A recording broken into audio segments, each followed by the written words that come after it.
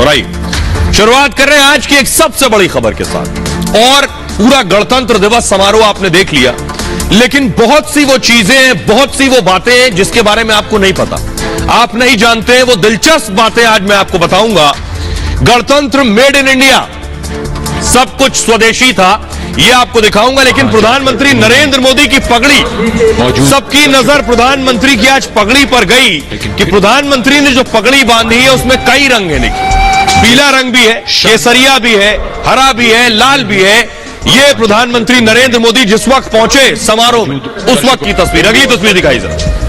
प्रधानमंत्री उसके बाद हमेशा की तरह लोगों के बीच पहुंच गए, लोगों के दरमियान पहुंचे और लोगों का अभिवादन स्वीकार किया, जैसा प्रधानमंत्री हमेशा करते हैं। लेकिन प्रधानमंत्री के पोशाक पर सबकी नजरें और निगाहें थी, खासतौर पर प्रधानमंत्री की पगड़ी पर। तो सबसे पहले शुरुआत करेंगे गणतंत्र दिवस समारोह में प्रधानमंत्री की एंट्री, और एंट्री के साथ उन्होंने जो पहनी थी पोशाक और पगड़ी, उस पर देखिए जरा। प्रधानमंत्री की जो पगड़ी आप देख रहे हैं इस वक्त, ये राजस्थान की बंदेज पगड़ी है, जो खास पगड़ी प्रधानमंत्री पहन कर आए थे। पीले और केसरिया रंग की पगड़ी उन्होंने पहनी हुई थी। राजस्थानी पगड़ी के साथ सफेद मफलर भी आप उनके गले में देख रहे हैं। सफेद कुर्ता और काले कोट के साथ पैंट पहना था पीएम ने। बहुरंगी पगड़ी, अलग ही छटा बिखेर रही थी पीएम मोदी की, जिस पर सबकी नजरें थी। 26 जनवरी पर हर बार अलग पगड़ी में दिखे, अब तस्वीरों के साथ आपके सामने हो। पिछले साल की बात करिए, 2022 26 जनवरी गणतंत्र दिवस के मौके पर उत्तराखंड की पारंपरिक टोपी में दिखे थे पीएम मोदी। इस टोपी में आप देखिए कि स्ट्रिप लगा हुआ ऊपर, और जिसके ऊपर ब्रह्म कमल लगा हुआ था। आपको याद होगा, पूर्व CDS chief of defence staff Bipin Rawat भी ऐसी ही टोपी पहना करते थे। 2021 का गणतंत्र देखिए और प्रधानमंत्री की पगड़ी देखिए। लाल रंग की पगड़ी पहनी थी 2021 के गणतंत्र दिवस समारोह के दौरान। इस पर पीले रंग की बूटियों का डिजाइन था जो पीएम ने पहना था। 2020 का गणतंत्र देखिए, लाल बिंदियों वाली नारंगी रंग की पगड़ी में पीएम मोदी नजर आए थे। इसमें सुनहरी, ये 2019 का पगड़ी आप देख रहे हैं, सुनहरी धारियों वाली लाल रंग की टोपी पगड़ी पीएम मोदी ने पहनी थी।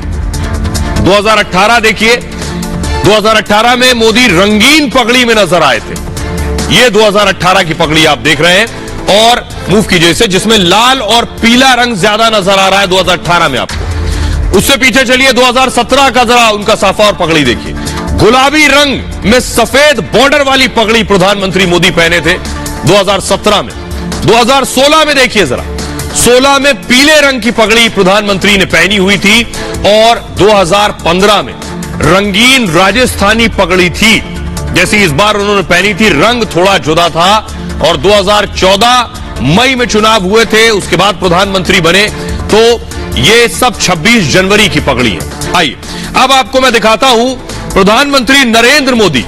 उसके बाद जब गणतंत्र दिवस समारोह संपन्न हुआ तो प्रधानमंत्री वहां से निकले, ये देखिए जरा। उसके बाद देखिए प्रधानमंत्री कहां पहुंचे। ये जो आप देख रहे हैं, ये वो मजदूर हैं जो नई संसद का निर्माण कर रहे हैं। प्रधानमंत्री उनके बीच पहुंचे, उनके लिए खास दर्शक दीर्घा बनाई गई थी, जो नई संसद तैयार कर रहे हैं। जो मजदूर, प्रधानमंत्री उनके बीच पहुंचे, हाथ हिलाया, उन्होंने भी अभिवादन किया। पीएम मोदी ने अभिवादन स्वीकार किया अपने परिवार के साथ। वो मजदूर, संसद बनाने वाले, उसके काम में लगे हुए कारीगर सब पहुंचे थे।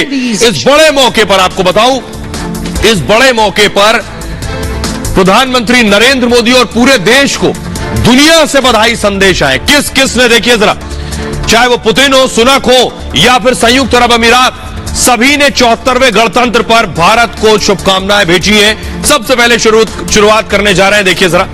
पुतिन ने आज के मौके पर लिखा है, गणतंत्र दिवस की बधाई दी है पुतिन ने। भारत अंतर्राष्ट्रीय स्थिरता और सुरक्षा सुनिश्चित करने में महत्वपूर्ण योगदान दे रहा है। हम अपनी विशेषाधिकार प्राप्त रणनीतिक साझेदारी को बहुत महत्व देते हैं। दोनों देशों के संयुक्त प्रयासों से हम पारस्परिक रूप से लाभप्रद द्विपक्षीय सहयोग और विकास को सुनिश्चित करेंगे, ये पुतिन ने कहा। देखिए जरा, ब्रिटेन के पीएम ऋषि सुनक ने क्या कहा। दुनिया के सबसे बड़े लोकतंत्र को 74वें गणतंत्र दिवस की बधाई। इसके अलावा ऑस्ट्रेलिया के पीएम ने कहा, ऑस्ट्रेलिया और भारत कभी इतने करीब नहीं रहे जितने आज हैं। ये उन संभावनाओं को याद कराता है जो हमारे साझा भविष्य में निहित हैं और जिसकी हम आशा करते हैं। ऑस्ट्रेलिया दोनों देशों के बीच संबंधों के लिए भारत का धन्यवाद करता है। अमेरिका, एंटनी ब्लिंकन क्या कह रहे हैं? अमेरिका ने कहा, भारत और अमेरिका की साझेदारी दुनिया की सबसे महत्वपूर्ण साझेदारियों में से एक है। संयुक्त अरब अमीरात के प्रिंस क्या कुछ कह रहे हैं? 74वें गणतंत्र दिवस के अवसर पर भारत के लोगों को यूएई की तरफ से हार्दिक शुभकामनाएं। आशा है कि हमारी लंबे समय से चलती आ रही दोस्ती आने वाले सालों में नई ऊंचाइयों तक पहुंचेगी। ये यूएई के राष्ट्रपति को आप देख रहे थे जिन्होंने ये बातें कही हैं। आइए अब मैं आपको दिखाता हूं कि आखिर परेड की वो तस्वीरें जो आज से पहले आपने कभी नहीं देखी हो। 1950 या उससे पहले जिनका जन्म हुआ उन्होंने जरूर देखी होंगी। ये देख रहे हैं 1950 में यहां से परेड निकलती थी, जहां से अभी निकलती है वहां से नहीं। ये गणतंत्र, पहला गणतंत्र होने के बाद ये परेड निकली थी। ये कनॉट प्लेस का एरिया, अगर आप दिल्ली आए और सीपी गए तो सर्कल, ये सर्कल, इनर सर्कल का एरिया, यहां से परेड निकलती थी। अगली तस्वीर दिखाइए जरा, तब आप शायद ध्यान से समझ पाएंगे। ये देख रहे हैं आप, ये जो आप मोड़ देख रहे हैं, ये बिल्डिंग आप देख रहे हैं, आपने देखी होगी। यहां से निकलती थी परेड। 1950 में जो राजपथ था और कर्तव्य पथ हो गया, वहां से परेड नहीं निकलती थी। इंडिया गेट का सामना और रायसीना हिल्स तक जो जाता है, ये कनॉट प्लेस का इलाका था जहां 1950 में परेड निकलती थी। आज कहां निकलती है वो मैं आपको दिखा रहा हूं। ये देख रहे हैं, ये है आज की परेड। आज निकलती है राजपथ पर परेड, जो अब कर्तव्य पथ है, ये आप देख रहे हैं। ये उसकी तस्वीरें मैं आपको दिखा रहा हूं, परेड की तस्वीरें आप देख रहे हैं। अब मैं आपको बताता हूं कि क्या फर्क आया है तब की परेड में और अब की परेड में। 1950 की परेड बिल्कुल अलग थी और 1950 की परेड दरअसल शाम को निकली थी। आपको जानकर ताज्जुब होगा। देखिए जरा, पहले 26 जनवरी को गणतंत्र नहीं, स्वतंत्रता दिवस मनाया जाता था। जी हां, 26 जनवरी 1930 को पूर्ण स्वराज की मांग की गई थी और 26 नवंबर 1949 को संविधान सभा ने संविधान अपनाया था। 26 नवंबर, अब से 2 महीने पहले संविधान अपना लिया गया, लेकिन गणतंत्र बनने में 2 महीने का वक्त लगा। 26 जनवरी 1950 को संविधान लागू किया गया। आज की तारीख लागू करने की 26 जनवरी को गणतंत्र दिवस उसके बाद घोषित किया गया। 26 जनवरी 1950 सुबह 10:18 पर भारत गणतंत्र बन गया। 10:24 पर, यानी 6 मिनट के बाद डॉक्टर राजेंद्र प्रसाद ने राष्ट्रपति पद की शपथ ले ली थी और 26 जनवरी 1950 को पहली परेड निकली थी। पहली परेड शाम को निकाली गई थी। अभी तो सुबह 10:30 बजे परेड शुरू होती, लेकिन पहली परेड शाम को हुई थी। राजपथ पर उस वक्त परेड नहीं हुई थी। दिल्ली के इरविन एम्फी थिएटर में यह समारोह मनाया गया था। पहली बार बग्घी में बैठे गणतंत्र दिवस समारोह में राष्ट्रपति पहुंचे थे और 26 जनवरी 1955 पहली बार राजपथ पर गणतंत्र दिवस परेड हुई थी 1955 में और 56 में पहली बार हाथी घोड़े परेड में शामिल किए गए थे। यह था उस वक्त की परेड। अब मैं आपको उस वक्त की, जब पहली बार राजपथ पर परेड हुई थी, वो तस्वीर दिखाता हूं। देखिए जरा, ये आप देख रहे हैं राजपथ की तस्वीर। यह है उस वक्त राजपथ, बिल्कुल निर्माण नहीं हुआ था दोनों तरफ। अगर आप दिल्ली आए और राष्ट्रपति भवन और इंडिया गेट देखा है, अब निर्माण कार्य चल रहा है, निर्माण हो गया है। पहले इस तरह का दिखता था राजपथ और यह पहली राजपथ की परेड है जो आप देख रहे हैं, जो उस दौर में हुई थी। आइए अब मैं आपको दिखाता हूं कि न सिर्फ दिल्ली, बल्कि दिल्ली से लेकर लाल चौक तक सबकी नजरें और निगाहें होती हैं कि दिल्ली में तिरंगा फहरा तो क्या लाल चौक में फहरा। ये देखिए जरा, ये आज के लाल चौक की तस्वीरें मैं आपको दिखा रहा हूं। अब हर साल, चाहे वो 26 जनवरी हो या 15 अगस्त हो, लाल चौक पर तिरंगा जरूर फहराता है। यह बताता है कि 370 हटने के बाद क्या बदलाव आया है। लाल चौक पर तिरंगा आप देख रहे हैं, क्रेन के जरिए फहराया जा रहा है। इसकी अहमियत क्यों और ज्यादा है, अब मैं आपको बताने जा रहा हूं अगली तस्वीर से। अगली तस्वीर दिखाइए। यह देख रहे हैं प्रधानमंत्री नरेंद्र मोदी। उस वक्त प्रधानमंत्री नहीं थे, मुख्यमंत्री भी नहीं थे, लेकिन लाल चौक पर मोदी मौजूद है। उनके साथ मुरली मनोहर जोशी है। उस वक्त मोदी लाल चौक पर गए तिरंगा फहराने के लिए। इसलिए लाल चौक की अहमियत और बढ़ जाती है कि आज उस वक्त बहुत फोर्स लगाकर, लड़ाई लड़कर तब तिरंगा फहराया गया जा सका था। आज ऐसे ही आराम से वहां तिरंगा फहराया जाता है। यह कनेक्शन है। दिल्ली में प्रधानमंत्री मोदी थे, लेकिन आज लाल चौक पर तिरंगा फहराया जा रहा था। वो मैं आपको दिखा रहा हूं, देखिए जरा। ये तस्वीर आप देख रहे हैं पीएम मोदी की, और ये देखिए लाल तिरंगा फहराया गया जो लाल चौक पर। ये प्रधानमंत्री की लाल चौक की तस्वीर मैं आपको दिखा रहा हूं। 1992 में मोदी ने लाल चौक पर तिरंगा फहराया था। 92 में मोदी मुरली मनोहर जोशी की टीम के सदस्य थे। उस दौरान एकता यात्रा में मोदी ने लाल चौक पर तिरंगा फहराया। 15 मिनट तक लाल चौक पर अफरा तफरी रही। उस दौरान आतंकियों और अलगाववादियों ने धमकी दी थी। तब तिरंगा ना फहराने की धमकी दी गई थी कि आप यहां तिरंगा नहीं फहरा सकते हो उस जगह पर।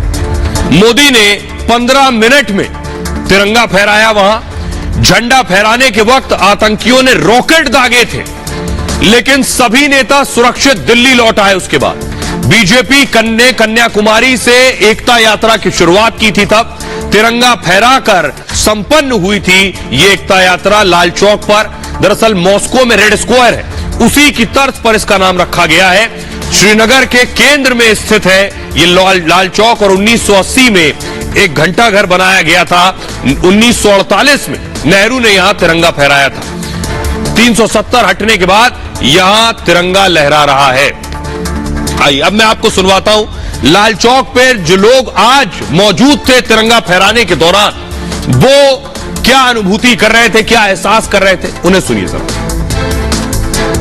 इस गणतंत्र दिवस पर जो डेमोक्रेसी है, जो मदर ऑफ डेमोक्रेसी हम अपने देश को मानते हैं, इस मदर ऑफ डेमोक्रेसी का जो हमारा कॉन्स्टिट्यूशन है, जो कॉन्स्टिट्यूशन 26 जनवरी 1950 को हमने लागू किया था, हम उसके ऊपर सारे देशवासियों को, कश्मीर के लोगों को बहुत बहुत बधाई देते हैं। Lal Chowk has a significance, so today we are celebrating republic day in Lal Chowk Srinagar. बहुत ही खुशी हो रही है कि हम आज श्रीनगर में है और लाल चौक पर है।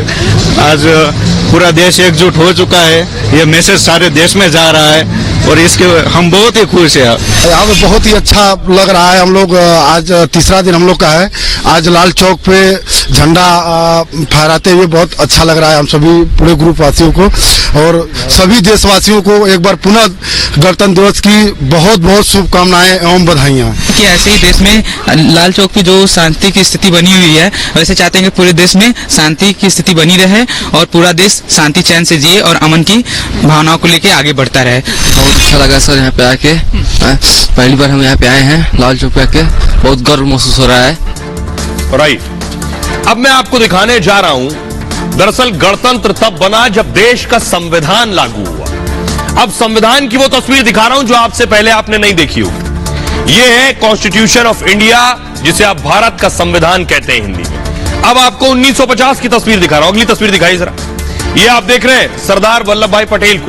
सरदार पटेल उस कॉन्स्टिट्यूशन पर साइन कर रहे हैं, उस संविधान पर हस्ताक्षर कर रहे हैं, और वो सभी सदस्य जो मेंबर थे जिन्होंने हस्ताक्षर किए, ये कॉन्स्टिट्यूशन जिसपे साइन हुए, हस्ताक्षर हुए हैं 1950 के, ये आज भी देश की संसद में रखी हुई है। आइए अब आपको बताता हूं मैं कि देश की संसद में, पिलर ग्राफिक्स है, जो देश की संसद में संविधान रखी हुई है उसकी कॉपी, उसमें खासियत क्या है। लोगों को नहीं पता है कि आज उसमें क्या खास है, कौन सी चीजें हैं। प्ले कीजिए इसे प्लीज। ये आपके सामने आ गया। ये दरअसल दुनिया का सबसे लंबा लिखित संविधान है। आज से पहले, अब से पहले कभी इतना लंबा संविधान हाथ से नहीं लिखा गया। भारत का संविधान हाथ से लिखा हुआ दस्तावेज है। सोचिए जरा, संविधान की 2 कॉपी हाथ से लिखी गई थी उस दौर में। इसे हिंदी और अंग्रेजी दोनों भाषाओं में लिखा गया। अंग्रेजी की कॉपी में 1,17,669 शब्द है। 1,17,369 शब्द इसमें है। इसे लिखने में सोचिए जरा, कलम 254 कलम की निब का इस्तेमाल हुआ। 250 से ज्यादा, 254 कलम की निब। संविधान की असली कॉपी संसद भवन की लाइब्रेरी में अभी भी रखी है। यह कॉपी हीलियम का एक बॉक्स है, हीलियम के बॉक्स के अंदर रखी गई। संविधान बनाने में 2 साल 11 महीने और 18 दिन का वक्त लगा था। अंतिम रूप देने से पहले संविधान पर चर्चा हुई थी, बहस हुई थी। तब इसमें 2000 से ज्यादा संशोधन किए गए थे। सोचिए, 2000 से ज्यादा अमेंडमेंट। इस पर संविधान सभा के 284 सदस्यों के हस्ताक्षर हैं। इन सदस्यों में 15 महिला सदस्य भी थी। 10 देशों के संविधान की अच्छी बातों को इसमें शामिल किया गया, यानी 10 देशों के संविधान को पढ़ा गया, समझा गया, उनकी अच्छी बातों को इसमें शामिल किया गया। दुनिया का सबसे बेहतरीन संविधान भारत का संविधान माना जाता है। ये इसकी खासियत है। आइए अब मैं आपको दिखाने जा रहा हूं, आपने देख लियो तस्वीरें। अब मैं आपको बताने जा रहा हूं, संविधान लागू हो गया। संविधान लागू होने के बाद गणतंत्र बना और गणतंत्र बनने के बाद राष्ट्रपति ने शपथ ली और ये देख रहे हैं। उसके बाद जब परेड हुई तो ये राष्ट्रपति भवन की तस्वीर आप देख रहे हैं।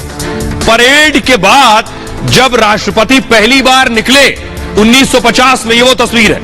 बग्घी में, पहले राष्ट्रपति बग्घी में जाते थे, घोड़ों के साथ अंगरक्षक होते थे। पीछे आप देख रहे हैं घोड़े वाले अंगरक्षक बैठे हैं, आगे भी पीछे भी। इन्हें प्रेसिडेंट्स बॉडीगार्ड कहते हैं, राष्ट्रपति के अंगरक्षक, जो आज भी इसी तरह से हैं, इसी तरह से निकलते हैं, इसी तरह से आते हैं। ये 1950 की तस्वीर है। अब आज की तस्वीर मैं आपको दिखाने जा रहा हूं। ये प्रेसिडेंट बॉडीगार्ड्स आप देख रहे हैं, बॉडीगार्ड्स की बीच में राष्ट्रपति। अब बग्घी से नहीं, अब कार से आती है राष्ट्रपति, ये फर्क आया है सिर्फ। बग्घी अभी भी है। ये आप देख रहे हैं प्रेसिडेंट बॉडीगार्ड्स घोड़े पर मौजूद, लाल रंग के परिधान में, हाथ में झंडा लिए हुए, पूरा काफिला राष्ट्रपति भवन से सीधे चला रहा है। रायसीना हिल से उतरते हुए कर्तव्य पथ पर आगे बढ़ते हैं। राष्ट्रपति की गाड़ी एक तरफ लगती है और ये अंगरक्षक राष्ट्रपति के साथ हमेशा रहते हैं। आइए अब आपको बताऊं कि ये जो खास सुरक्षा है राष्ट्रपति की, ये सभी के लिए आकर्षण का केंद्र होती है। जितने लोग वहां मौजूद हो या जितने लोग टीवी पर भी देख रहे हो, बहुत खूबसूरत लगता है जब अंगरक्षक राष्ट्रपति के साथ साथ आ रहे होते हैं। उनकी खासियत देखिए जरा, ये आप देख रहे हैं, ये अंगरक्षकों को आप देख रहे हैं, ये राष्ट्रपति के बॉडीगार्ड है।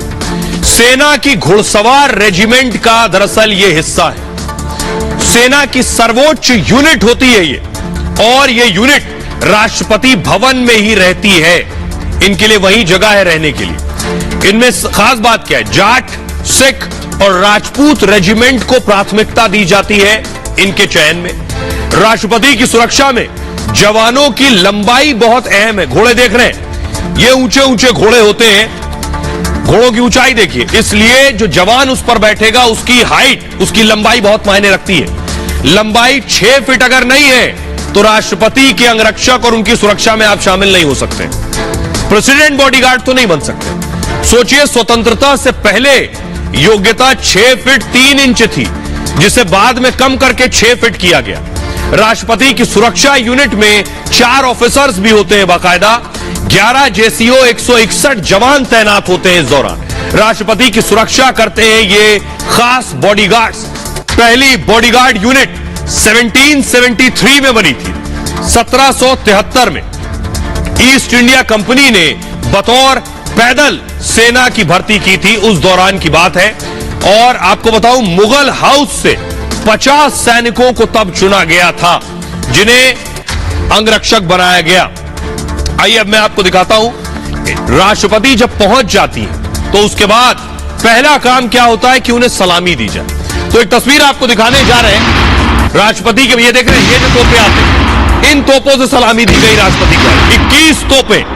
लोगों के लिए आकर्षण का केंद्र अगर कोई दूसरी चीज होती है तो ये 21 तोपों की सलामी होती है। आपने सुना होगा राष्ट्रपति को 21 तोपों की सलामी दी जा रही है। बॉडीगार्ड्स खड़े हैं और 21 तोपों की सलामी दी जा रही है। वो तस्वीरें आप देख रहे हैं।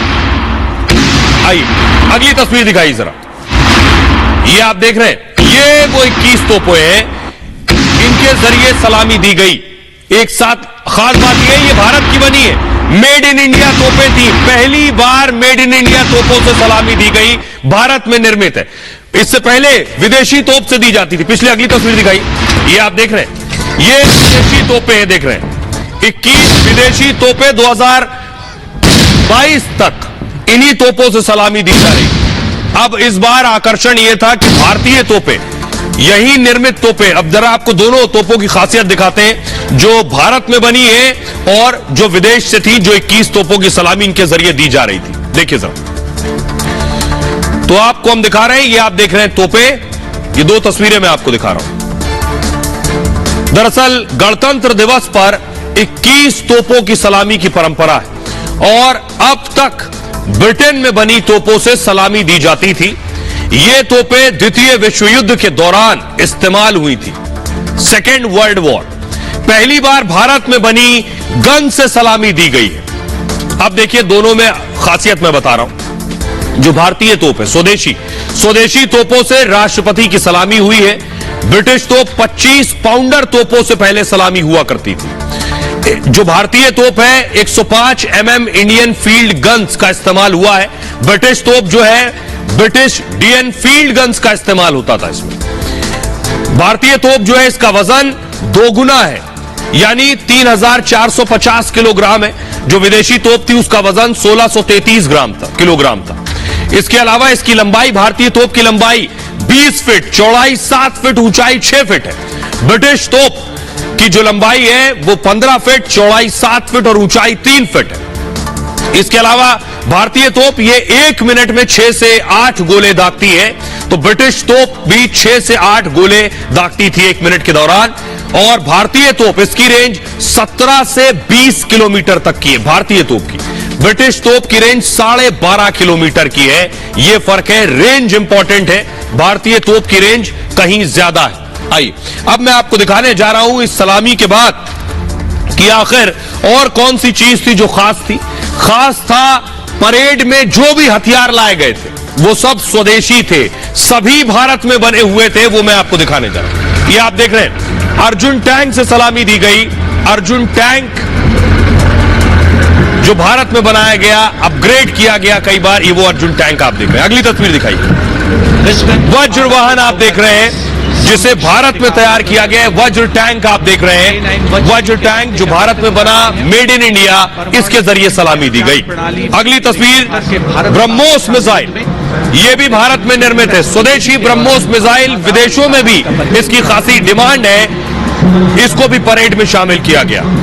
अगली तस्वीर दिखा रहा हूं, आकाश मिसाइल भी भारत में बनी, ये भी पूरी तरह से स्वदेशी है। तो जितने भी हथियार आज नुमाइश की गई परेड में वो सब भारत में बने हैं। आइए इन सब की खासियत आपको बताते हैं और ये फख्र की बात है कि ये सारे हथियार हिंदुस्तान में बन रहे हैं जो परेड में शामिल किए जा रहे हैं। देखिए जरा, सबसे पहले ये है नगा मिसाइल सिस्टम। डीआरडीओ ने इस नाग मिसाइल सिस्टम को बनाया है और 6 एंटी टैंक मिसाइल फायर करने में सक्षम है। ये 5 किलोमीटर तक मारक क्षमता है, यानी मारेगा तो 5 किलोमीटर दूर जाकर गिरेगा। युद्ध में गेम चेंजर माना जाता है इसको। ये आ गया BrahMos missile. Supersonic cruise missile है ये भी परेड में थी। रेंज इसकी 400 किलोमीटर है और हवा, पानी, जमीन से वार करने में सक्षम है। ये दुश्मन के इलाके में लक्ष्य साधने में भी सक्षम है। ध्वनि की गति से 3 गुना तेज इसकी रफ्तार है। ये आप देख रहे हैं आकाश मिसाइल, डीआरडीओ की पहली वायु रक्षा प्रणाली है। ये सतह से हवा में मार करने में सक्षम है और 150 किलोमीटर तक एयर स्पेस की निगरानी करती है। बालाकोट एयर स्ट्राइक के बाद सीमा पर आकाश को तैनात किया गया। अब यह है K9 वज्र टैंक। दक्षिण कोरिया की मदद से भारत में बनाया गया है। यह वज्र टैंक 50 किलोमीटर दूर से भी दुश्मन को तबाह कर देगा। इसमें तोप और टैंक दोनों की खूबियां हैं। लद्दाख सेक्टर में इस वज्र को तैनात किया गया है। यह आप देख रहे हैं MBT अर्जुन टैंक, आधुनिक और स्वदेशी युद्धक टैंक है ये और तीसरी पीढ़ी का 3rd जनरेशन खास युद्धक टैंक है। टैंक में 120 mm राइफल गन भी लगी हुई है। टैंक में 120 mm राइफल गन है, ये इसकी खासियत है। आइए अब इन सब के बीच मेड इन इंडिया गणतंत्र देख लिया, लेकिन इसमें विदेशी मेहमान हर बार एक चीफ गेस्ट आते हैं। इस बार मेहमान कौन थे ये आपको बताने जा रहे हैं और क्यों खास थे मेहमान, ये आप देख रहे हैं। इजिप्ट, मिस्र के राष्ट्रपति इस बार मेहमान थे। प्रधानमंत्री नरेंद्र मोदी उन्हें रिसीव करने पहुंचे, कल ही भारत आ गए थे। ये वो तस्वीर आप देख रहे हैं। प्रधानमंत्री उन्हें लेने के लिए पहुंचे। हर साल इस मौके पर एक विदेशी मेहमान आते हैं। पहले इनके बारे में आपको बताते हैं कि इजिप्ट के राष्ट्रपति को ही क्यों बुलाया गया था, क्या वजह है उसके पीछे। देखिए मोदी के दोस्त रिपब्लिक डे के मेहमान थे और मिस्र के राष्ट्रपति, इनका नाम है Abdel Fattah al Sisi, chief guest थे। पीएम मोदी के खास दोस्त हैं अब्देल फतेह, और मोदी अब्देल की दोस्ती की मिसाल दी जाती है। आपको बताऊं कि आतंकवाद और कट्टरवाद पर मिस्र और भारत साथ साथ है। ओआईसी यानी मुस्लिम कंट्रीज का जो संगठन है, ओआईसी में भारत की मजबूत आवाज अगर कोई है तो वो अब्देल फतेह। अरब देशों में भारत का तीसरा करीबी दोस्त है मिस्र। इसके अलावा सऊदी अरब और यूएई के बाद सबसे ज्यादा भरोसेमंद देश है। अरब देशों में मिस्र की आबादी सबसे ज्यादा है और मिस्र में भारतीयों की तादाद भी काफी ज्यादा है। 75 साल से मिस्र के साथ भारत के कूटनीतिक रिश्ते हैं, इसलिए इजिप्ट के राष्ट्रपति को, राष्ट्राध्यक्ष को बुलाया गया था। अब बड़ा सवाल यह है कि आखिर कैसे चुनते हैं, कैसे पता चलता है कि किसे बुलाएंगे, कौन से राष्ट्राध्यक्ष आएंगे। वो तरीका आपको बता रहा हूं कि हर बार जो राष्ट्राध्यक्ष आते हैं वो कैसे चुने जाते हैं। ये आप देख रहे हैं, बराक ओबामा भी आ चुके हैं और ये जो राष्ट्राध्यक्ष इजिप्ट के राष्ट्रपति जो अब आए वो है। किसी देश के राष्ट्र प्रमुख होते हैं चीफ गेस्ट, जो 26 जनवरी को जिन्हें निमंत्रण भेजा जाता है। चीफ गेस्ट के लिए 6 महीने पहले तैयारी शुरू हो जाती है कि आएगा कौन। विदेश मंत्रालय अलग अलग नामों पर चर्चा करता है और इस दौरान नेता का बैकग्राउंड देखा जाता है, किसे बुला रहे हैं आप, उसके भारत से रिश्ते की पड़ताल की जाती है, कैसे संबंध है, राजनीतिक, आर्थिक, वाणिज्यिक पहलू भी देखा जाता है और उसके बाद चीफ गेस्ट का नाम तय किया जाता है, जिसे प्रधानमंत्री के पास मंजूरी के लिए भेजा जाता है। पीएम सलाहकारों के साथ इस पर चर्चा करते हैं और फिर चीफ गेस्ट का नाम राष्ट्रपति के पास भेजा जाता है। राष्ट्रपति सहमति देते हैं, तब नाम फाइनल होता है कि आएगा कौन। ऐलान से पहले चीफ गेस्ट की सहमति ली जाती है और इस काम को विदेश मंत्रालय आगे बढ़ाता है। नाम फाइनल होने के बाद उसका ऐलान होता है। चीफ गेस्ट 26 जनवरी से पहले ही भारत आ जाते हैं। अब आपको बताते हैं, आप सोच रहे होंगे कि मुस्लिम देश के राष्ट्राध्यक्ष को क्यों बुलाया गया, तो भारत के रिश्ते बहुत से मुस्लिम देशों के साथ कैसे बदले हैं, इसके पीछे आपको यह जानना चाहिए। मिस्र के राष्ट्रपति का 26 जनवरी पर चीफ गेस्ट होना बेहद अहम है। आपको बताऊं कि भारत और मिस्र के बीच करीबी कूटनीतिक रिश्ते रहे। मिस्र कई मौकों पर भारत के खिलाफ पाकिस्तान के दुष्प्रचार को नकार चुका है। मुस्लिम देशों की संस्था ऑर्गेनाइजेशन ऑफ इस्लामिक कोऑपरेशन में मिस्र पाकिस्तान की नीतियों का कई बार विरोध कर चुका है। 2019 में बालाकोट एयर स्ट्राइक के बाद ओआईसी ने भारत को मीटिंग में शामिल होने का न्योता भेजा था। पाकिस्तान के ना चाहने के बावजूद भारत को मुस्लिम देशों से न्योता मिला और पाकिस्तान की मुस्लिम देशों के बीच बेइज्जती हो गई। तब संयुक्त अरब अमीरात ने भारत को न्योता दिया था। मोदी और यूएई के राष्ट्रपति शेख मोहम्मद बिन जायद अल नहयान के रिश्ते बहुत बेहतर हैं। 2022 में जब मोदी यूएई के दौरे पर गए थे, तब शेख बिन जायद ने प्रोटोकॉल तोड़कर मोदी का स्वागत किया था। पाकिस्तान के एक और करीबी यार तुर्की के साथ भी भारत के रिश्ते मजबूत हैं। शंघाई सहयोग संगठन की बैठक में मोदी और एर्दोगन के बीच द्विपक्षीय बैठक हुई, जिसमें पाकिस्तान को मिर्ची लगी थी। वहीं भारत कतर के राजनयिक संबंधों के 50 साल पूरे होने पर दोनों देश कई समारोह आयोजित करने पर सहमत हुए। कतर को फुटबॉल विश्व कप की मेजबानी के लिए प्रधानमंत्री मोदी ने शुभकामनाएं भी दी थी। पाकिस्तान के एक और दोस्त सऊदी अरब के साथ भी भारत के रिश्ते बेहद मजबूत हैं। भारत खाड़ी देशों से तेल मंगाता है, अरबों डॉलर का निर्यात इन देशों को भारत से होता है। इन देशों को भी भारत की ताकत का अंदाजा है। वहीं ईरान के साथ भी भारत के मजबूत रिश्ते हैं। अमेरिका के प्रतिबंध के बावजूद भारत ईरान से तेल खरीदता है और अंतर्राष्ट्रीय परमाणु ऊर्जा एजेंसी में ईरान की निंदा प्रस्ताव पर वोटिंग से भारत अलग रहता है। पाकिस्तान के तमाम तिकड़म के बावजूद भारत के मुस्लिम देशों के साथ रिश्ते बेहद मजबूत हैं। यह बताता है कि खास वजह है कि इजिप्ट के राष्ट्रपति को बुलाया गया कि भारत कैसे इक्वेशन बदल रहा है, कैसे कूटनीति से भारत आगे बढ़ रहा है। आइए एक और तस्वीर आपको दिखाने जा रहे हैं। ये आप देख रहे हैं बागा अटारी की तस्वीर। हर साल आप 26 जनवरी और 15 अगस्त के मौके पर लोग देखते हैं कि बागा अटारी बॉर्डर पर पाकिस्तान और भारत की जो जवान है वो ऐसा समारोह करते हैं, जो वहां बैठे हैं उन्हें भी जोश आ जाए, जो देख रहे हैं वो फख्र भी महसूस करते हैं और गौरवान्वित भी महसूस करते हैं। लेकिन जानते बहुत कम लोग हैं कि आखिर ये कहां हो रहा है, क्यों हो रहा है ये समारोह, इसके पीछे वजह क्या है। तो आइए अब आपको बताने जा रहा हूं कि वाघा अटारी का जो ये समारोह है, बीटिंग रिट्रीट, ये आखिर क्यों होता है, क्या वजह है इसके पीछे। देखिए जरा, ये देख रहे हैं गेट इस तरह से खुलता है। 11 अक्टूबर 1947 को पहली बार दरअसल यहां तिरंगा फहराया गया था। 1959 के बाद से बीटिंग रिट्रीट समारोह का आयोजन किया गया और भारत की तरफ चेक पोस्ट, इसे कहते हैं चेक पोस्ट, ये जो आप देख रहे हैं गेट, ये चेक पोस्ट। पाकिस्तान की तरफ जो चेक पोस्ट है उसे कहते हैं वाघा, भारत की तरफ जो चेक पोस्ट है इसे कहते हैं अटारी। तो भारत का चेक पोस्ट कहलाता है अटारी बॉर्डर। दोनों देशों ने समारोह पर सहमति दे रखी है। इस तरह का समारोह हर सुबह दोनों तरफ के जवान यहां ध्वज फहराते हैं, शाम होते ही तिरंगा को उतार लिया जाता है। आप जो समारोह आज 26 जनवरी या 15 अगस्त को देखते हैं, ये यहां हर रोज होता है, हर रोज शाम को।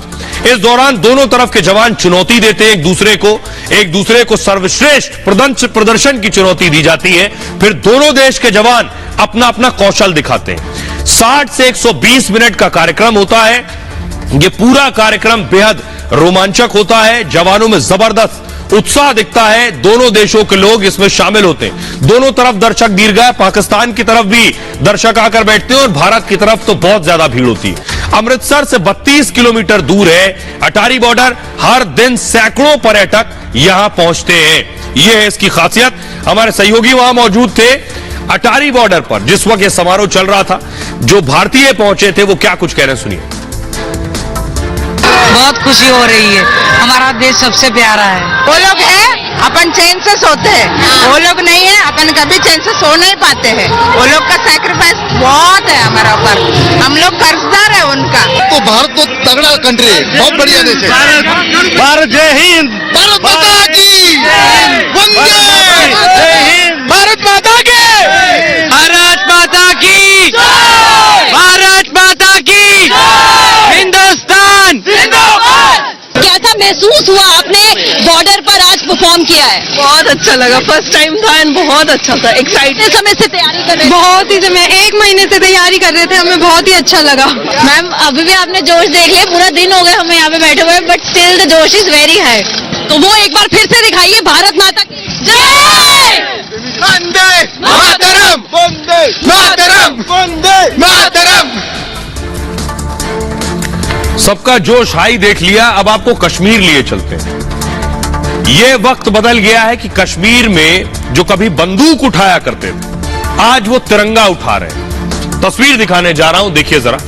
भारत के खिलाफ बंदूक उठाने वाले तिरंगा उठा रहे हैं। पूर्व आतंकी ने भी आज तिरंगा फहराया है, वो तस्वीर में आपको दिखाने जा रहा हूं। भारत माता की, ये आप देख रहे हैं बीच में जो शख्स खड़ा है, भारत माता की जय के नारे लगा रहा है, ये पूर्व आतंकी है जो आज गणतंत्र दिवस के मौके पर शामिल हुआ सेना के जवानों के साथ। अगली तस्वीर दिखाई जरा, ये देख रहे हैं पूर्व आतंकी ने खुद अपने हाथों से तिरंगा फहराया। ये तब में और अब में बदलाव आया है। जो कभी बंदूक उठा रहा था, भारत के खिलाफ बंदूक उठाई थी, भारत की सेना पर गोलियां चला रहा था, वो बदला, तब्दील हुआ और आज उसने तिरंगा फहराया है। अगली तस्वीर दिखाइए, ये आप देख रहे हैं वहां बच्चे भी मौजूद थे, उन सब के बीच तिरंगा फहराया गया। आइए अब मैं आपको बताता हूं इस आतंकी के बारे में कि कौन है ये आतंकी और कैसे इसने तिरंगा फहराया। देखिए जरा, तो आपको बताऊं, तस्वीर आप देख रहे हैं, पहली बार अपने घर पर ही इसने तिरंगा फहराया है। परिवार और आसपास के लोग भी मौजूद थे। पत्नी शाहीना, 2 बेटियों ने भी ध्वजारोहण किया है और 2016 में आतंकी ने किया था आत्मसमर्पण। कहा आतंकी बनने के लिए मुझे गुमराह किया गया, मुझे अफसोस हुआ तो मैंने आत्मसमर्पण किया। पिछले 3 साल से गणतंत्र दिवस मनाने जाता था, मुगल मैदान के कार्यक्रम में शामिल होता रहा हूं और पहली बार अपने घर पर इसने तिरंगा फहराया है। आतंकी बनने का आज तक इसे पछतावा है। आइए अब आपको सुनवाता हूं, सुनिए जिस आतंकी, पूर्व आतंकी ने जिसने आज ये झंडा फहराया वो क्या कह रहा है, सुनिए। अब्दुल्ला, मैं सिरदी बाटा का रहने वाला हूं और मेरा शेर खान है। मैं टीआरसी में आया आज, मेरी तरफ से सब पब्लिक को मुबारक हो और जितने भी जवान हैं इधर आर्मी के, इनको मेरी तरफ से मुबारक है। अब मैं आपको इसके बारे में बताने जा रहा हूं, कौन ये शख्स है, कब और किन परिस्थितियों में इसने बंदूक उठाई। देखिए जरा, इसका नाम है शेर खान। शेर खान 1998 से 2006 के बीच खूंखार आतंकी रहा। हरकतुल जिहाद इस्लामी का आतंकी था ये। इस आतंकी संगठन को हुजी भी कहा जाता है। 20 साल की उम्र में शेर खान को अगवा किया गया। अगवा करके आतंकियों ने शेर खान को गुमराह किया, इसका ऐसा कहना है। गुमराह करके आतंकियों ने इसे शामिल किया। कई सालों तक आतंकी वारदातों को अंजाम देता रहा। 2006 में शेर खान ने आत्मसमर्पण कर दिया। इसके बाद शेर खान ने 13 साल जेल में बिताए। 2019 में शेर खान की जेल से रिहाई हुई।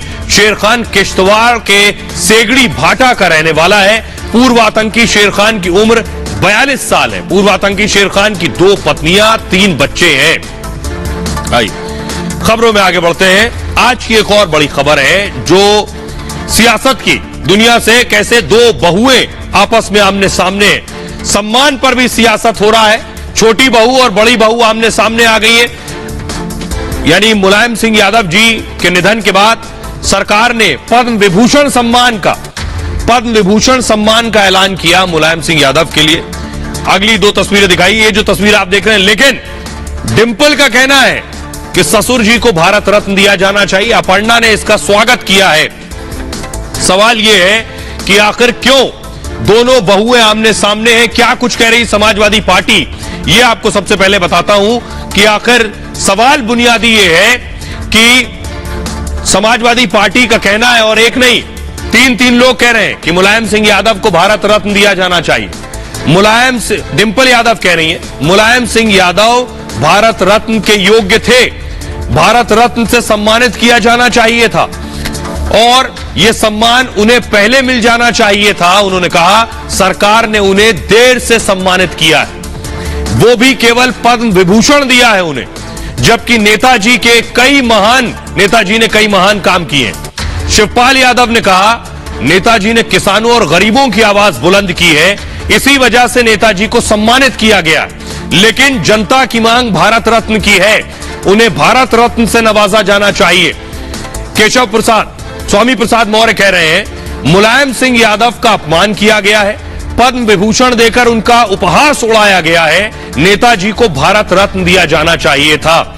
आइए अब आपको सुनवाता हूं, सुनिए जरा डिंपल यादव क्या कह रही है और शिवपाल यादव क्या कह रहे हैं। नेताजी को जो यह पद्म भूषण की उपाधि दी गई है, ये मैं समझती हूँ नेताजी को भारत रत्न मिलना चाहिए था और पहले ही इस तरह की उपाधि मिल जानी चाहिए थी नेताजी को। लेकिन हमारी मांग थी सरकार से कि नेताजी को भारत रत्न दिया जाए। सरकार ने नेताजी शिवराम सिंह जी को पद्म विभूषण का सम्मान देकर के उनके विशाल व्यक्तित्व, कृतित्व और देश के प्रति योगदान का मजाक उड़ाया।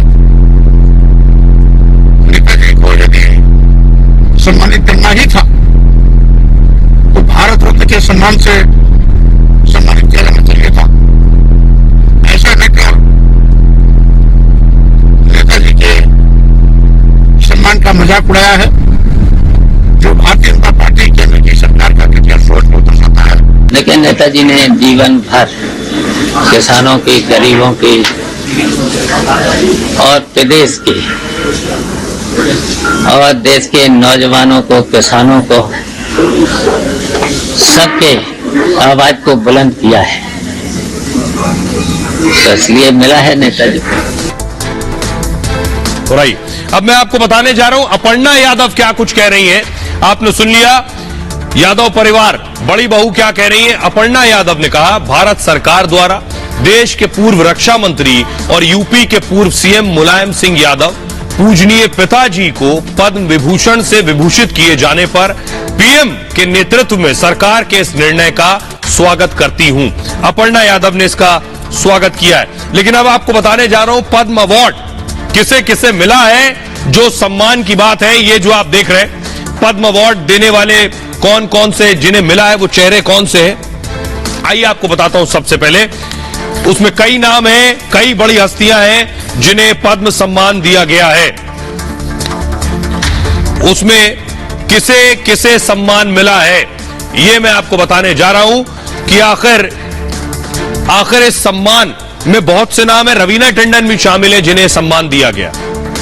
106 लोगों को पद्म अवार्ड मिला है और इनमें 6 को पद्म विभूषण दिया गया है और 9 को पद्म भूषण, 91 को पद्मश्री मिलेगा।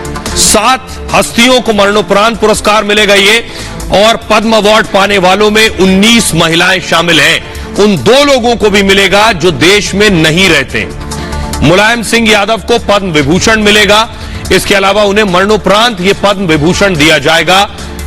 SM कृष्णा भी पद्म विभूषण से सम्मानित होंगे। तबला वादक जाकिर हुसैन को भी पद्म विभूषण दिया जाएगा। जाकिर हुसैन पद्मश्री और पद्म भूषण भी पा चुके हैं। कुमार मंगलम बिरला को भी पद्म विभूषण दिया जाएगा। अभिनेत्री रवीना टंडन को भी पद्मश्री से नवाजा जाएगा। आमतौर पर मार्च या अप्रैल में ये पद्म अवार्ड दिए जाते हैं। सुनिए जरा, इस सम्मान का ऐलान होने के बाद रवीना टंडन क्या कुछ कह रही हैं? बहुत अच्छा लग रहा है क्योंकि एक्चुअली पिछला साल भी फरवरी शुरू हुआ था Dada Saheb Phalke international film award के साथ अरण्यक के लिए, और फिर लगातार चाहे वो फिल्म फेयर हो या HD हो या HD OTT हो या IWBM हो या कोई भी अवार्ड्स रहे हो, या तो अरण्यक के लिए मिड आइकॉनिक हुआ, अरण्यक के लिए या तो KGF 2 के लिए मिल ही रहे हैं। लेकिन आई थिंक वो फरवरी और अब फरवरी तक ये जितने अवार्ड्स हुए, आई थिंक ये एक ऐसा अवार्ड है जो मेरे 30 साल के करियर को पूरा इनकैप्सुलेट करता है और रिकग्नाइज करता है और अप्रिशिएट करता है इतने सालों का जो काम रहा है। आई थिंक ये अवार्ड डेडिकेट तो ऑब्वियसली पहले तो पापा ही जहन में आते हैं। पिछले फरवरी वो ही पास्ट ओवर, तो जैसे कि मैंने कहा उसके बाद ऐसे लगता है कि वही सब उनकी ब्लेसिंग्स हैं सर पे, और उनकी वजह से जो भी पा रही हूँ आज पा रही हूँ। मैं बहुत धन्यवाद करना चाहती हूँ कि मेरा काम अप्रिशिएट हुआ है, और बस मैं मेहनत और करूँगी। 2 वर्ड्स में नहीं डिस्क्राइब हो सकता, इट्स जस्ट वंडरफुल। तो रवीना टंडन को पद्मश्री मिलेगा, लेकिन पहली बार आपको बताऊं, पिछले कुछ वक्त में एक बड़ा बदलाव हुआ है। पहले आपने देखा होगा कि बड़े बड़े लोगों को ही सम्मान दिया जाता था, लेकिन प्रधानमंत्री मोदी के आने के बाद से आम लोगों को सम्मान दिया जाता है। वो लोग जो असलियत में, हकीकत में उसके योग्य हैं। पहले उनकी तस्वीरें मैं आपको दिखाने जा रहा हूं, देखिए जरा। इनका नाम है दिलीप, इन्हें सम्मान दिया जाएगा। कौन है ये मैं आपको बताऊंगा, अगली तस्वीर दिखाइए। ये है राशिद अहमद कादरी, जिन्हें ये सम्मान दिया जाएगा। तस्वीर देखकर आप समझ सकते हैं क्या करते हैं। अगली तस्वीर दिखाइए, और ये है रानी, इन्हें सम्मान दिया जाएगा। आइए इनके बारे में आपको बताते हैं कि मोदी राज में एक अच्छा काम जो हुआ उसे आप इस तरह से भी गिन सकते हैं उन अच्छे कामों में कि कौन कौन वो चेहरे हैं जो अब तक कहीं पीछे रहा करते थे, उन्हें सम्मान दिया जाएगा। पहली तस्वीर जो आप देख रहे हैं, इनका नाम है दिलीप। दिलीप महाल नोबिस को पद्म विभूषण मिलेगा। इनके बारे में आपको बताऊं कि दुनिया भर में ORS के घोल को बढ़ावा दिया है इन्होंने, जिससे 5 करोड़ ज्यादा लोगों की जान बच गई है। इन्हें मरणोपरांत यह पुरस्कार मिलेगा। अगला नाम है बालकृष्ण दोषी। आर्किटेक्ट बालकृष्ण दोषी को पद्म विभूषण दिया जाएगा। 7 दशक के करियर में 100 से ज्यादा प्रोजेक्ट इन्होंने पूरे किए। इसमें भारतीय परंपरा, संस्कृति, जीवन शैली को भी बढ़ावा दिया गया है, लेकिन ऐलान के एक दिन पहले ही इनका निधन हो गया। रशीद अहमद कादरी को पद्मश्री दिया जाएगा। रशीद अहमद कादरी पद्मश्री से सम्मानित होंगे। इन्होंने फुलझड़ी डिजाइन को मुकाम पर पहुंचाया। इसके जरिए भारतीय कारीगरी को दुनिया भर में पहुंचाया है। रशीद अहमद कादरी कर्नाटक के बीदर के रहने वाले हैं। अगला नाम है नदोजा, इन्हें पद्मश्री मिलेगा और कर्नाटक के चिकबलपुर से ताल्लुक रखते हैं ये। इसके अलावा नदोजा दिग्गज थामेट प्लेयर है। उन्होंने थामेट लोक वाद्य को जिंदा रखा है आज तक। अगला नाम है चिरुवाले। चिरुवाले वायल चावल की खेती करते हैं, पद्मश्री दिया जाएगा। 50 से ज्यादा चावल की किस्मों को संरक्षित किया है। चिरुवायल को पद्मश्री अवार्ड से नवाजा जाएगा। एक और नाम है रानी मचैया। रानी मचैया को लोक नृत्यिका है जो, और इसलिए इन्हें पद्मश्री दिया जाएगा। उन्होंने कोडवा संस्कृति को लोकप्रिय बनाया है। पद्मश्री से इन्हें सम्मानित किया जाएगा। ये वो नाम है जो अब तक शायद कहीं पीछे रह जाते थे। सुनिए जरा अब ये क्या कह रहे हैं। जिनको भी चुना गया है पुरस्कार के लिए, बड़े शुद्ध अंतःकरण से, बड़ी शुद्ध मानसिकता से, और इस देश में जिन लोगों ने कुछ खास किया है उन्हीं को ये पद्म पुरस्कार मिलना चाहिए। इसकी बहुत बड़ी वानगी है मुलायम सिंह यादव जी को पद्म भूषण देना। हम तो ऐसे लोगों को भी पद्म पुरस्कार आज मिलते हुए देख रहे हैं जो पौधा लगाने के लिए जाने जाते हैं। समाज में कुछ भी यूनिक आप करते हैं, पद्म पुरस्कार से सम्मानित होते हैं। ये नरेंद्र मोदी सरकार की सोच है। महामहिम राष्ट्रपति के इस निर्णय को हम लोग बहुत साधुवाद देते हैं। मुलायम सिंह यादव जी का योगदान एक सोशलिस्ट मूवमेंट में बहुत अच्छा रहा है। जरूर वो हमारे साथ नहीं थे, लेकिन उसके बावजूद भी उनका आदर करने का काम ये सरकार ने किया है। उसके पहले शरद पवार को भी मतलब वो किताब सरकार ने दे दिया है।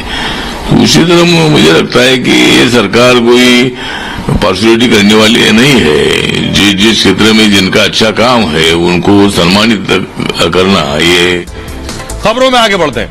आज की एक और बड़ी खबर है। बड़ी खबर ये कि भारत गणतंत्र मना रहा है और पाकिस्तान खंड खंड होने की तैयारी कर रहा है। पाकिस्तान के जो हालात है, सिंध की तस्वीर आप देख रहे हैं। पाकिस्तान के खिलाफ प्रदर्शन, प्रोटेस्ट हो रहा है सिंध में। पाकिस्तान को सिंध भी नहीं संभल रहा है, बलूच भी नहीं संभल रहा है। ये सिंध की तस्वीर आप देख रहे हैं जो लोग प्रदर्शन कर रहे हैं पाकिस्तान के खिलाफ। अगली तस्वीर दिखाइए।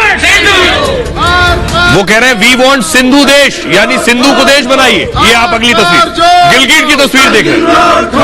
कह रहे हैं आर पार, यानी भारत में मिला दो, करगिल का रास्ता खोल दो। ये कह रहे हैं गिलगिट बाल्टिस्तान पीओके में, यानी न सिंध संभल रहा है न पीओके संभल रहा है। अगली तस्वीर दिखाइए जरा। तो शहबाज शरीफ के पास कोई और दूसरा विकल्प नहीं है। जो हालात बन रहे हैं पाकिस्तान में, वो बता रहे हैं कि पाकिस्तान के 4 टुकड़े हो सकते हैं। जरा रिपोर्ट देखिए पहले।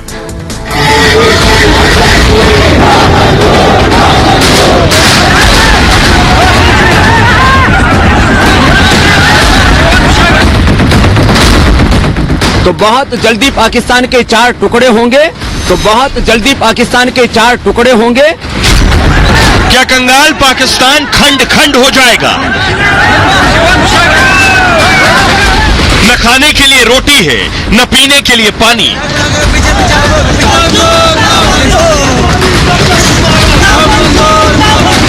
आधे से ज्यादा पाकिस्तान में अंधेरा छाया है। न शहबाज कुछ कर पा रहे हैं और न ही सेना। ऐसे में बलूचिस्तान से लेकर गिलगिट बाल्टिस्तान तक आजादी के नारे लग रहे हैं।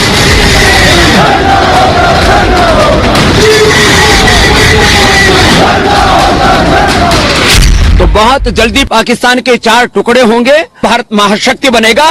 कुछ दिनों पहले पाकिस्तान के पूर्व प्रधानमंत्री इमरान खान ने ही चेतावनी देते हुए कहा था कि मुल्क के 3 टुकड़े हो सकते हैं।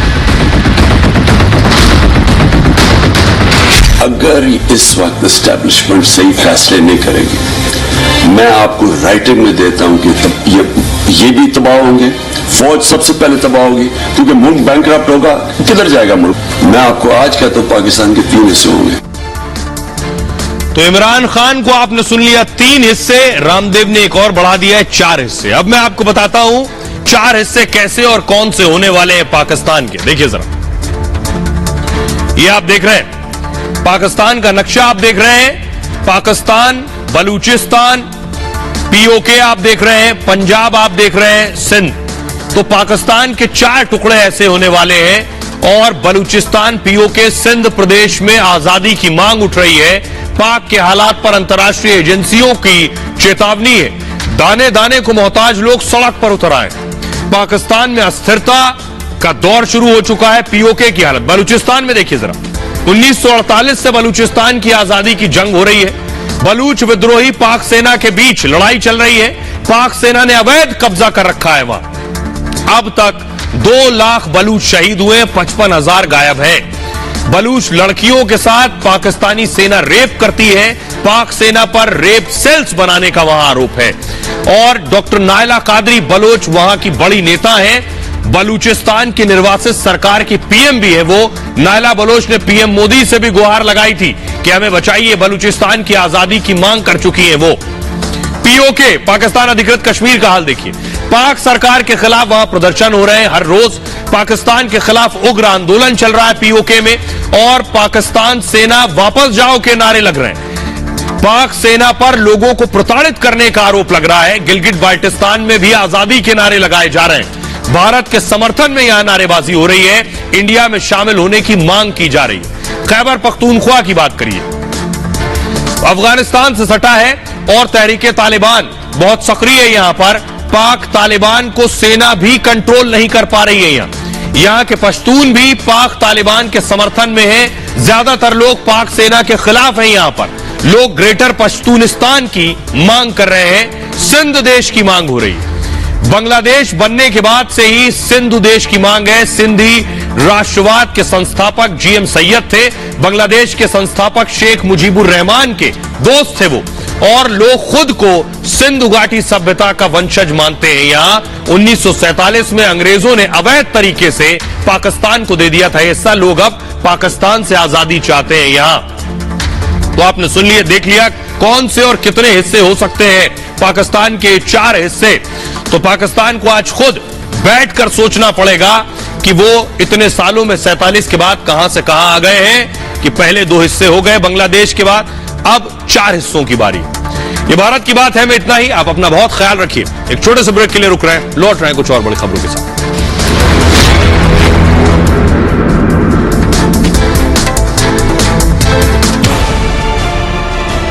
मैं किसी सत्ता या सरकार या किसी सिस्टम के खिलाफ नहीं हूं, मैं उन लोगों के खिलाफ हूं जो इंसाफ की आवाज दबाना चाहते हैं। मैं उन लोगों के खिलाफ था और हूं और रहूंगा।